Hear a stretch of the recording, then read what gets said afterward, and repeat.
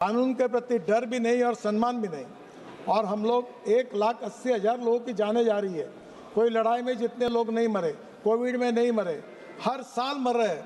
Young लड़के लड़कियां मर रहे, पढ़े लिखे लड़के मर रहे। मुझे लगता है नंबर 264 क्वेश्चन नंबर कुमारी शैलजा, क्वेश्चन नंबर 264 जवाब पटेल पर रखा है। Sir, while I would like to compliment the minister on his dynamism and good intentions, but unfortunately those good intentions are not reflected by the officers on the ground. Sir, मेरा सवाल मेरी constituency के main highway की तरफ है, जो national highway number 8 है। Sir, उसकी बहुत ही दुर्दशा है। मैंने बार बार उठाया है ये मामला, दिशा की मीटिंग्स में भी, यहाँ पर भी। और सर, इसमें जिस तरह से एक्सीडेंट्स हो रहे हैं, पुअर मेंटेनेंस है। नीचे से जवाब आ जाता है कि सब ठीक है, लेकिन सर सब ठीक नहीं है, एक्सीडेंट्स बढ़ रहे हैं। इसके साथ ही जुड़ा हुआ है कि जो अंडर ब्रिजेस भी वहाँ पर बनने हैं, वो एक्सीडेंट्स को भी मिटिगेट करेंगे, लोगों को सुविधा भी होगी। तो जो ये डींग, चोरमार, सहुवाला, प्रथम, ओडा, सालमखेड़ा में जो अंडर ब्रिज स्वीकृत हुए हैं, ख़ास तौर से डींग, सर ये कब तक आप इनका काम शुरू करवाएंगे और ये पूरा होंगे? ये मेरा पहला सवाल है सर। और poor maintenance sir, I still flag that. सम्मान्य सभापति महोदय, सम्मान्य सदस्य ने जिस रोड का उल्लेख किया है उसमें जरूर ये समस्या है। और 2022 में, 2017 में रोड बना और 2022 में इसका डिफेक्ट लायबिलिटी पीरियड जो था वो समाप्त हुआ। उससे 2022 के बाद इसको मेंटेन करने के लिए एक एजेंसी को दिया गया है और उसके बाद में काफ़ी त्रुटियां उसमें ध्यान में आई है। मैं सम्मान्य सदस्यों को आश्वस्त करना चाहता हूं कि उन्होंने जो कहा है वो काम, उसकी शुरुआत हुई है। जो उन्होंने अंडरपास की बात की वो मार्च 2026 के पहले सहुवाला, प्रथम, ओढ़ान, चोरमर खेड़ा, सावत खेड़ा और डीपीआर फॉर बाईपास इन धिंग ये हमने तैयार करने के लिए दिया है और मार्च तक इसका काम शुरू करने की कोशिश करेंगे। जो लाइट के बारे में उन्होंने बताया है कि उसके बारे में भी लाइन को दुरुस्त किया गया और जिस जगह पर आपने मांग की थी उस जगह लाइट लगाने के भी आदेश किए हैं। इसके साथ साथ ब्लैक स्पॉट भी आइडेंटिफाई करने के लिए विलेज खेरी कान में 6 लेन VUP को भी सैंक्शन करके अवार्ड किया गया है। एग्जिस्टिंग लाइटिंग भी रिपेयर भी किया हुआ है और additional lighting will be provide on 4 underpasses. तो मैं सम्मान्य सदस्यों को आश्वस्त करूंगा कि उन्होंने बताई हुई बातों को तुरंत इन सब के काम हो जाएंगे। पर जहाँ तक ये मेंटेनेंस की बात है, इसके लिए हमने ये गंभीरता से विषय लिया है और now we have ensured that for every section of NH responsible maintenance agency is in place. PBMC that is performance based maintenance contract, ये 5-7 साल के लिए हम देने वाले हैं and payment link to performance and penalty for not achieving desired level of performance will be deducted from monthly payment। अब इसमें संभावना ये है कि ये सब करते समय उसमें ह्यूमन इंटरवेंशन होने के कारण अनेक बार अनेक लैप्सेस रह जाते हैं और इसलिए ये पूरे इसका अध्ययन चल रहा है। 1 महीने के अंदर एक मॉडर्न पॉलिसी हम ला रहे हैं जिसमें minimum human intervention to check defects. A vehicle ऐसा तैयार किया है which is equipped with 3D laser scanners, GPS and cameras etc. for collecting data on road conditions। ये रोड का पूरा कॉन्ट्रैक्ट हम देंगे, इसका डाटा तुरंत हमारे सर्वर में आएगा और इसलिए कोई मैनिपुलेट नहीं कर पाएगा और उसके आधार पर मेंटेनेंस होगा। Data in real time, there is no scope of manipulation. High resolution videos, photos, roughness, rutting, potholes, cracking, बाद में signages, crash barriers, lightning, encroachment और रोड साइड प्लांटेशन, ये सब जानकारी हमारे पास डायरेक्ट यहाँ सर्वर में आएगी और प्रोजेक्ट टू प्रोजेक्ट उसको चेक करके हम कार्रवाई करेंगे।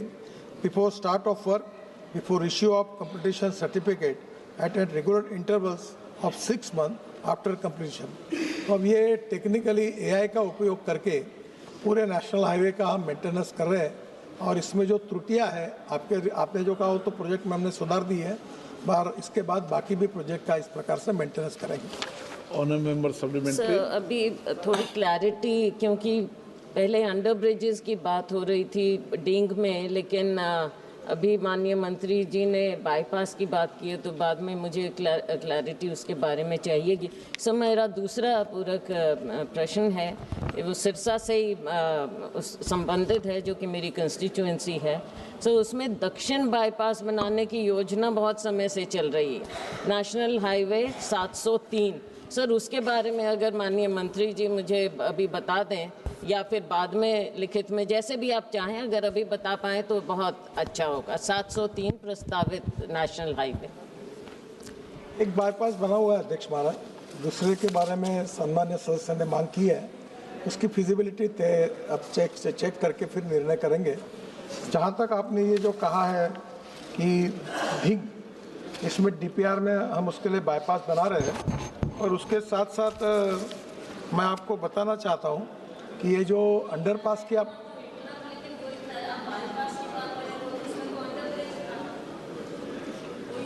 नहीं, अंडर ब्रिज भी कर देंगे, दोनों भी उसमें डीपीआर में वो इंक्लूड होगा। और उसके साथ साथ ये जो नॉर्दर्न बाईपास की बात आपने की है, उसका पीसीयू मैडम अभी केवल 8000 है, और इसकी फिजिबिलिटी फिर से चेक करेंगे। हाँ वो नॉर्दर्न, हाँ ये से southern bypass, northern bypass construct हुआ है, उसका 8000 पीसीयू, पर सदर्न बाईपास के लिए पीसीयू कितना मिलता है उसकी फिजिबिलिटी चेक करेंगे। उसका अध्ययन करने के बाद वो भी संभव हो सकता है तो करने का प्रयास करेंगे। Shri Amar Singh टिंसो। Speaker, sir, National Highway 29 implemented by NHIDCL PMO Diffu from Doboka Junction to Lahore region, Assam, length 118.25, section 1 to 7. May the Honorable Minister, Road Transport and Highway kindly explain why extensive streets of the highway are showing removal of surface layer, pothole unfinished, and inadequately protected cut section and other serious construction deficiencies despite the project having been declared completed. Further, may the Honorable Minister also inform the House whether any independent quality audit has been conducted and whether accountability has been fixed on the contractor official concerned, including timeline for permanent rectification and ensuring road safety for commuter. Thank you, sir. सम्माननीय अध्यक्ष महोदय, ये प्रश्न केवल हरियाणा के एक national highway से संबंधित है, और सम्माननीय सदस्य आसाम का पूछ रहे से 4500 रोड का काम शुरू है। हर प्रोजेक्ट का तो जानकारी मेरे पास नहीं है, पर जो रेफरेंस उन्होंने दिया है मैं उसकी इंक्वायरी करके उसके ऊपर कार्रवाई करूंगा। मैं उनसे अनुरोध करूंगा कि क्वेश्चन और समाप्त होने के बाद मेरे ऑफिस में आप आइए, वहाँ कंसर्निंग ऑफिसर्स भी आते हैं, तो मैं तुरंत उसकी जानकारी भी आपको दूंगा और कुछ करना हो तो प्रॉब्लम सॉल्व कर दूंगा। श्री केसी Venugopal. Thank you, Chairman, Speaker, sir. Sir, National Highway construction in Kerala is facing serious issues, sir. Within 6 months, 3 places, serious incident happened. One is in Kuriyad, number 2 in my constituency, Arur Torur, a girder has been collapsed and 1 person has killed. Then one is in Ramachandran constituency, Kollam, Kuriyad, completely brick has been collapsed. So basically the issue of sand is there, very much low quality sand is using. Then one major thing I would like to bring into your notice through Speaker, sir. Sir, subcontract is given by the NHAI. The subcontractors, the main contractor is not in the picture at all. Subcontractor is given. They are doing contractual work. But there is no responsible officer is there when the incident happened. Within 6 months, 3 major incidents collapsing the road is Okay. happening. Then service road, quality of the service road is माननीय because in मंत्री जी। Kerala, so 1 minute, sir. Kerala, 40% of the passengers is travelers using service road because auto rickshaw and small vehicles are there very much in Kerala. They are depending only service road. The quality of the service road is very, very bad. Therefore, I think there should be a serious examination and investigation on माननीय- these issues. माननीय Whether the मंत्री minister महोदय- is going to investigate, I already telephoned you 2-3 times about these incidents. Whether the minister is going to take serious action against this. सम्मान्य speaker महोदय, हमने contractor के खिलाफ सम्मान्य सदस्य ने फ़ोन किया है, हमने स्ट्रिक्ट एक्शन लिया है। हमने केरल सरकार में पैसे डिपॉजिट किए थे कि जब केरल में क्या कि रोड के बाजू में सर्विस रोड करने के लिए जगह कम है, तो वहाँ पुलिस प्रोटेक्शन के लिए कंट्रोल करने के लिए रखे थे। फिर भी लोग जहाँ काम शुरू था उसके नीचे से जा रहे थे, फिर भी हमने अब प्राइवेट सिक्योरिटी गार्ड्स भी रखे हैं। दूसरी बात, सम्मान्य सदस्य ने जो कहा, ऐसे 3 इंसिडेंट केरल में हुए। इस बार बरसात भी बहुत आई, लैंडस्लाइड्स भी हुई और कुछ क्वालिटी के प्रॉब्लम भी सामने आए। जो हम लोग विशेष रूप से रोड का काम करते समय हमारे पास जो डाइवर्शन बनाते हैं, वो डाइवर्शन हम टेम्परेरी क्वालिटी के बनाते हैं और बाद में वो कोलैप्स हो जाते हैं। ये ध्यान में आने के कारण अब पॉलिसी डिसीजन ये लिया है कि निश्चित रूप से उसी क्वालिटी सीमेंट कंक्रीट के और अच्छी क्वालिटी के वो बनाए ताकि किसी भी हालत में वो कोलैप्स ना हो, ख़राब ना हो। जो स्ट्रक्चर्स के फेलियर के बारे में है, उसके बारे में भी पूरी इंक्वायरी हुई है और लगातार हम इसके बारे में कॉशियस भी हैं और कड़क कार्रवाई भी कर रहे हैं। एक बात इम्पॉर्टेंट है कि केरल की ऐसी एक अलग सिचुएशन है कि रोड के बाजू में डेवलपमेंट हुई है, तो वहाँ डाइवर्शन करने के लिए भी जगह नहीं है और जो रोड पर आज मैक्सिमम एक्सीडेंट हुए वो वहाँ की एक प्रकार से पूरी तरह हार्ट लाइन है और इसलिए वहाँ ये समस्या आई।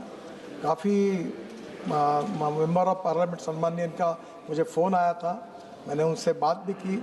माननीय मुख्यमंत्री भी यहाँ आके गए और केरल के काफ़ी सदस्य भी मुझे मिले। इस बार थोड़ा लैंडस्लाइड्स, पानी और कुछ कमियाँ भी हमारी होगी जो सब ध्यान में है, उसके ऊपर हमने पॉलिसी डिसीजन लिए है, काफ़ी कार्रवाई भी की है और हम वो सबको रेक्टिफाई करने का काम की शुरुआत की है और मुझे लगता है कि मार्च तक हम इन सब बातों को पूरा करके रोड का काम पूरा करने की कोशिश कर रहे हैं। एक आधा पैकेज रह सकता है क्योंकि कोड ऑफ कंडक्ट केरल विधानसभा का लगने के पहले वो काम पूरा करने का हमारा प्रयास था। एक आधा काम छोड़कर बाकी पूरा करके व्यवस्थित ठीक प्रकार से होगा। श्री दीपेंद्र सिंह हुडा।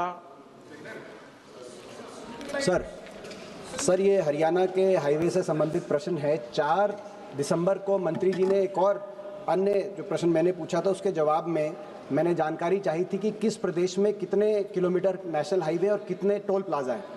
उसमें ये पाया गया कि बहुत से ऐसे प्रदेश जो हरियाणा से 3 गुना 4 गुना साइज़ में हैं, लेकिन टोल प्लाजा हरियाणा में ज़्यादा हैं।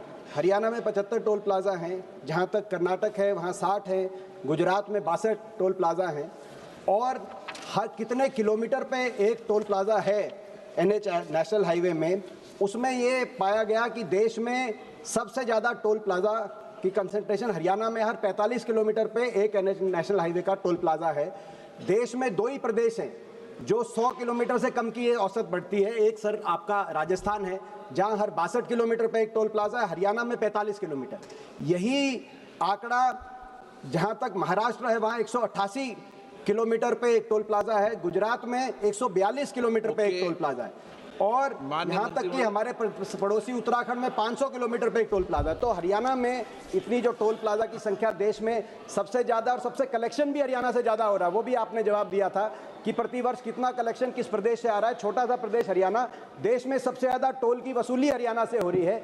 तो इसको एक रैशनलाइज करके किस प्रकार से सरकार देखना चाहेगी आने वाले समय में। मैं मंत्री सम्माननीय स्पीकर महोदय, सम्माननीय सदस्य सब बातें बता रहे हैं पर हरियाणा में एक भी रोड बाकी नहीं है। पूरे हरियाणा के 4 लेन अच्छे रोड बने, सबसे ज़्यादा रोड हरियाणा में बने, वो बात नहीं बता रहे। और मैं दावा करता हूँ कि जब से हरियाणा के राज्य का निर्माण हुआ, जितना काम नहीं हुआ उतना इस 12 साल में मोदी जी के नेतृत्व में हमने हरियाणा में किया, नकार नहीं सकते। एक्सप्रेस हाईवे बनाए। एक बात जरूर है कि हरियाणा में और पंजाब में ट्रैफिक डेंसिटी ज़्यादा है और टोल की पॉलिसी है, उसके हिसाब से जब रोड बनेंगे तो टोल लगेंगे। अब हम नए ग्रीन एक्सप्रेस हाईवे बना रहे हैं, अभी दिल्ली से कटरा हाईवे पूरा इनके यहाँ से जा रहा है, सब 3-3, 4-4 लाख करोड़ रुपए के काम हुए हैं। अब जब नए रोड बनेंगे तो टोल आएंगे, अब जहाँ बनेगा नहीं वहाँ कम टोल रहेंगे। और दूसरी बात, अभी टोल की जो पॉलिसी हमने सर अभी जो हमने जो फास्ट फ्लो बैरियर्स इसका जो हमने सीमलेस ट्रैफिक की योजना बनाई है, अब आप 80 के स्पीड से निकल जाओगे, कहीं रुकने की ज़रूरत नहीं, कोई टोल नाके पर आपको रोकेगा नहीं, बताएगा नहीं, आपके नंबर प्लेट का फ़ोटो लिया जाएगा, आपके फास्ट टैग का फ़ोटो लिया जाएगा और आपके बैंक अकाउंट से पैसा निकल जाएगा। और वही अध्यक्ष, और एक बात बता दूँ, जहाँ से एंट्री करेगी वहाँ से रिकॉर्ड होगा और जहाँ से निकलेगा वहाँ रिकॉर्ड होगा। अभी क्या है कि 60 किलोमीटर अगर टोल है और आपने 15 किलोमीटर भी गए तो 60 किलोमीटर का टोल देना पड़ता है। अब ये नए नीति में 15 किलोमीटर का ही टोल होगा, वो लगेगा। और इसके ऊपर अध्यक्ष महाराज, अब हम 3,000 रुपये में 200 पास दे रहे, 15 रुपये में एक टोल, और जो 15,000 रुपये लगते थे वो केवल 3,000 रुपये लगेंगे, 15 रुपये का एक टोल है, तो वो भी हमने राहत दे दी है। 40 लाख लोगों ने पासेस भी ले लिए। तो मुझे लगता है कि जो उनकी यहाँ समस्या है ये बिल्कुल नहीं आएगी। और एक बात याद रखना कि आपके यहाँ रोड भी बने हैं, टोल भी है, कुछ इनकम भी मिलता होगा, पर सबसे ज़्यादा रोड आपके राज्य में हमने बनाए हैं, जो कभी नहीं बने थे वो उतने बने। इस बात को भी आप स्वीकार करें। Question number 265 Shri Rajesh Verma. माननीय मंत्री महोदय, ऊपर रखा। माननीय सदस्य। धन्यवाद अध्यक्ष महोदय। मैं आपके माध्यम से सबसे पहले राष्ट्रीय राजमार्ग मंत्री आदरणीय नितिन गडकरी जी का धन्यवाद देता हूं कि देश के साथ साथ बिहार में भी उन्होंने सड़कों का जो जाल बिछाया है वो काबिले तारीफ है।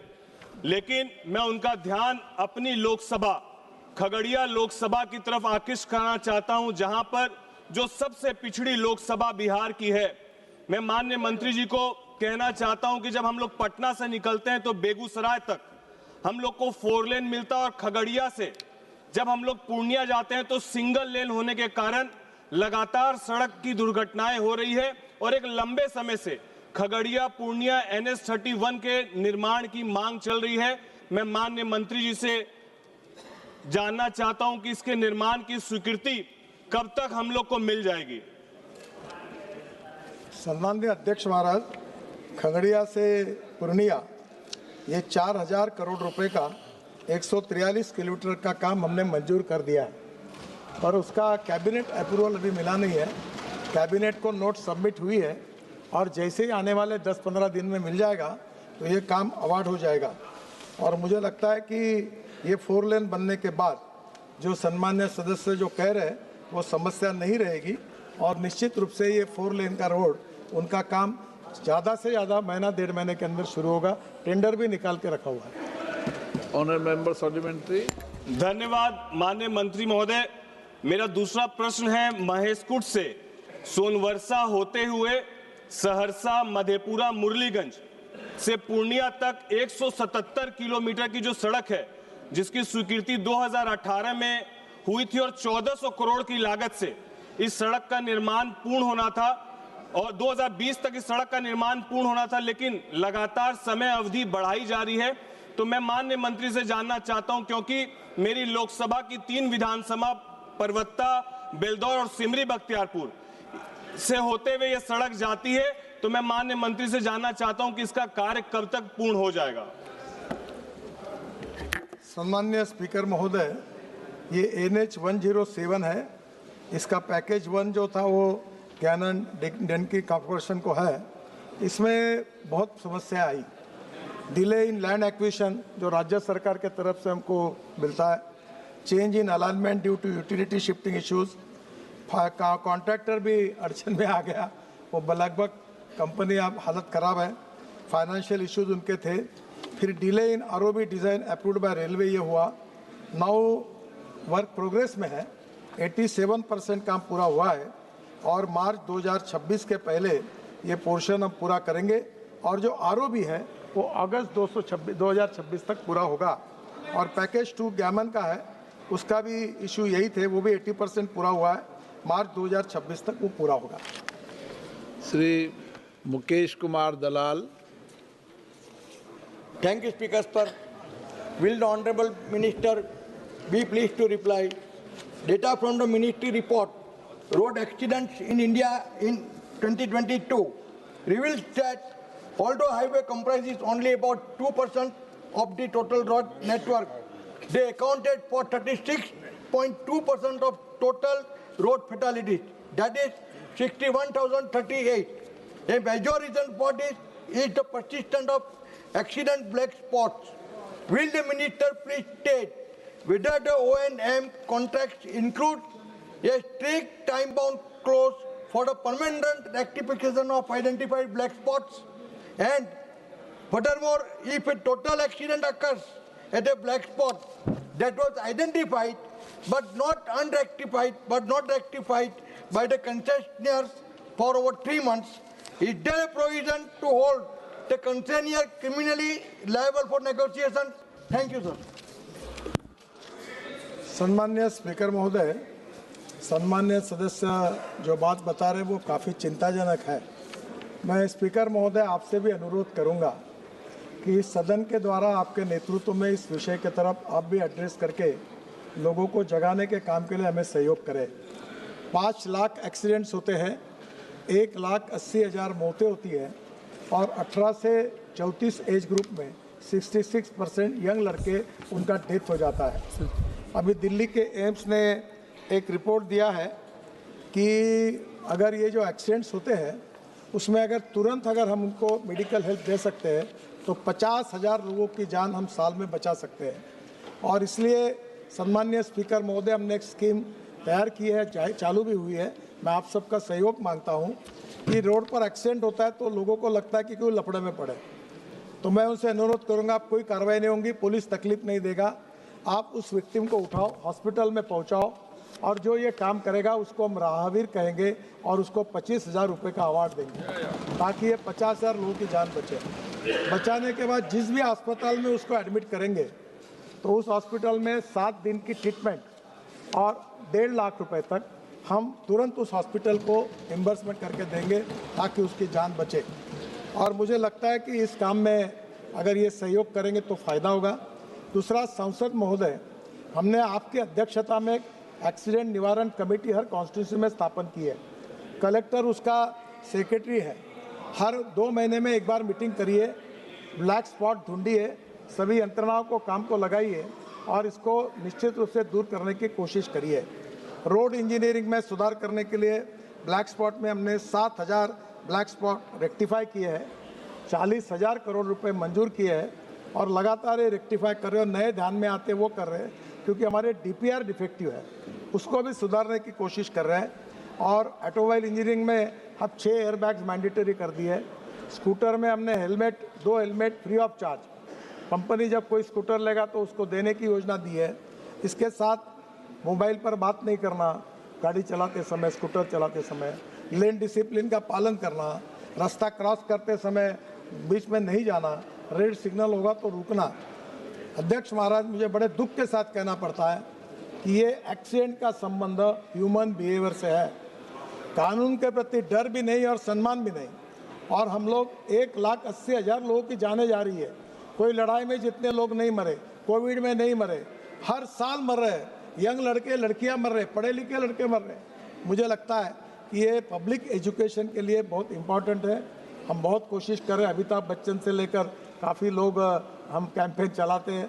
अभी इस बार के प्रोग्राम में एक काफ़ी लोगों को करके अलग अलग जगह पर बच्चों के लिए प्रोग्राम करते हैं। आप भी आपके यहाँ रोड सेफ्टी के प्रोग्राम करिए, लोगों को कानून के प्रति जागरूक करिए और हमको सहयोग करिए। हम सबके सहयोग से अध्यक्ष महाराज हम लोगों की जान बचाने का काम करेंगे। आप जरूर आपके नेतृत्व में एक बार इनिशिएटिव लेकर इस विषय के बारे में भारत की जनता को जगाने के लिए हम सबके सहयोग के लिए भी आप भी कोई विशेष चर्चा भी रखिए और सुझाव भी लोगों के मिलेंगे। इनका सबका सहयोग मिलेगा तो ये संभव होगा। फिलहाल हमने इतने सब काम करने के बाद में भी समाधानकारक परिणाम नहीं निकले, यह मैं दुख के साथ स्वीकार करता हूँ। माननीय मंत्री महोदय ने सड़क दुर्घटना पर गहरी चिंता व्यक्त की है। हम सब 140 करोड़ जनता के जनप्रतिनिधि यहाँ पर बैठते हैं। हमें भी सामूहिक प्रयास भी करना चाहिए और अपने अपने संसदीय क्षेत्र के अंदर सड़क दुर्घटना कम करने के लिए लक्ष्य आधारित योजना बनानी चाहिए। हम जनप्रतिनिधि हैं, जनप्रतिनिधि का दायित्व होता है कि नियमों की पालना के लिए भी आग्रह करें और सड़क दुर्घटना के होने के कारणों की जानकारी के साथ अपने अपने क्षेत्र में एक व्यापक अभियान चलाएं, ताकि जब अगले साल बैठें तो हम सबके सामूहिक प्रयासों से, जनता के सहयोग से हम सड़क दुर्घटना को कम कर सकें। और मुझे आशा है कि अगले कभी सत्र में जब माननीय संसद सदस्य आएंगे तो एक सकारात्मक सुझाव के साथ अच्छे प्रयास किसने किए, हम सब इस पर एक डिबेट चर्चा भी कर सकते हैं, ताकि सड़क दुर्घटना पर रोका जा सके। क्योंकि सड़क दुर्घटना में जो मृत्यु होती है उसमें जवान लोग ज़्यादा होते हैं और इसीलिए ये हम सब के लिए सामूहिक प्रयास की बात है। Shri N.K. Premachandran ji. Thank you very much, Mr. Speaker, sir. Just now, Sri K.C. Venugopal has referred a recent accident which took place in my constituency, Kollam, Ithikara, near to Kottayam. So the basic reason for the recent accidents is because of the not only because of the construction, but because of the faulty design of the construction of the road.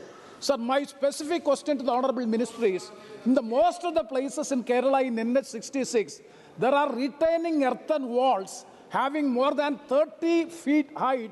It is just like Chinese walls separating the highway and the service road.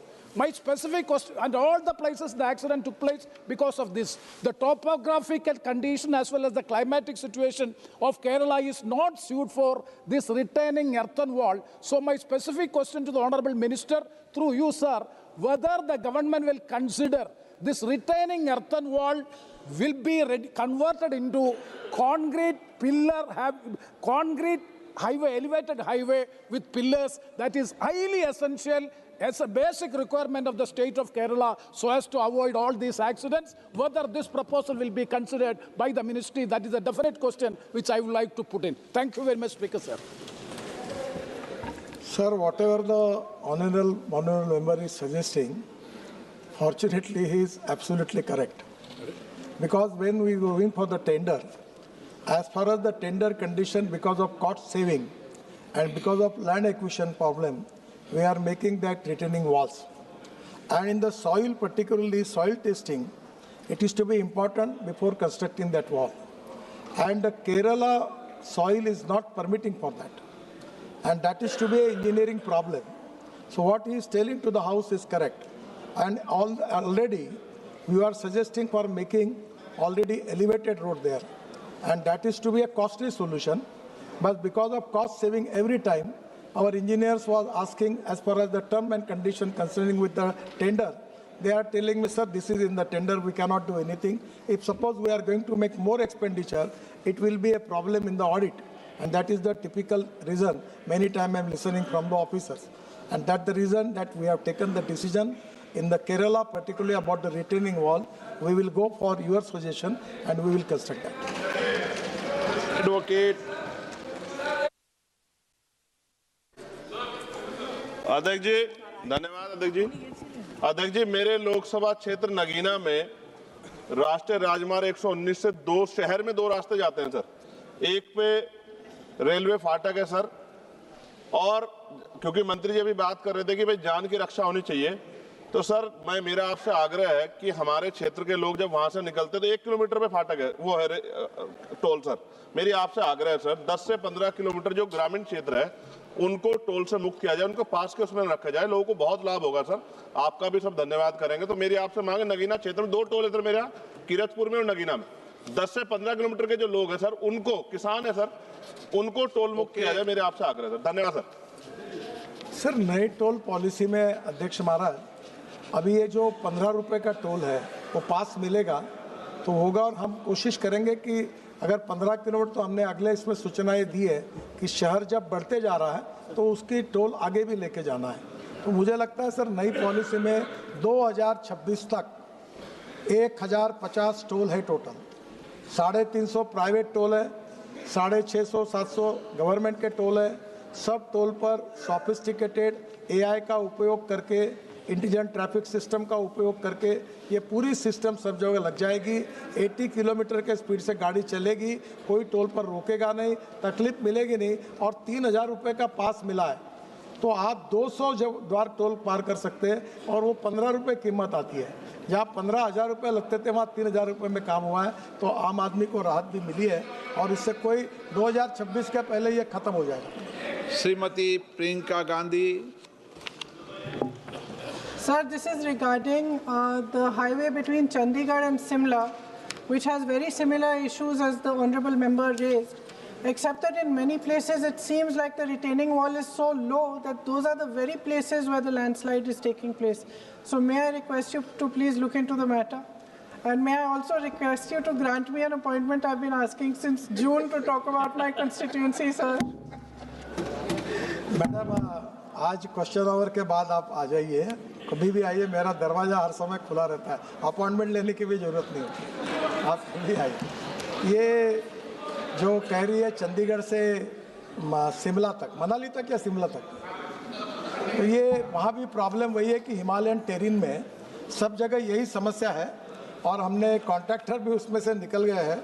जो slope protection है इसके ऊपर हमने Switzerland के साथ एक MOU किया है, और ये जो बार बार लैंडस्लाइड्स हो रहा है हिमाचल में, तो उसके ऊपर 84 लोकेशन जैसे ब्लैक स्पॉट होती है वैसे ये आइडेंटिफाई की है, और उसके लिए स्पेशल टेक्नोलॉजी का उपयोग करके हम उसको काम कर रहे हैं, ताकि लैंडस्लाइड्स भी नहीं होगी, धोखा नहीं होगा। और ये काम अभी स्टार्ट भी हुआ है, और इसको टाइम होगा। पर हिमालयन टेरिन में, पूरे हिमालय में, मेरा ये समझ था जब मैं कभी दिल्ली नहीं आया था, तो हिमालय में पहाड़ पत्थर, पर जब मैं देखता हूँ तो हिमालय मिट्टी है, तो वहाँ लगातार लैंडस्लाइड्स हो रहे हैं। पर ये जो हमने स्विट्ज़रलैंड के और बाकी नई टेक्नोलॉजी लाई है, इससे 84 लोकेशंस हमने हिमाचल प्रदेश में आइडेंटिफाई किए हैं, और उसको काम शुरू किया है। उसके बाद ये समस्या नहीं रहेगी। और चंडीगढ़ से मनाली ये करीब बहुत कम, मुझे अभी एग्जैक्टली याद नहीं, पर 3.5 घंटे में आप पहुंच जाएंगे। काफ़ी टनल्स भी बन गई, रोड भी बन गए, और मामला काफ़ी अच्छा हो गया है।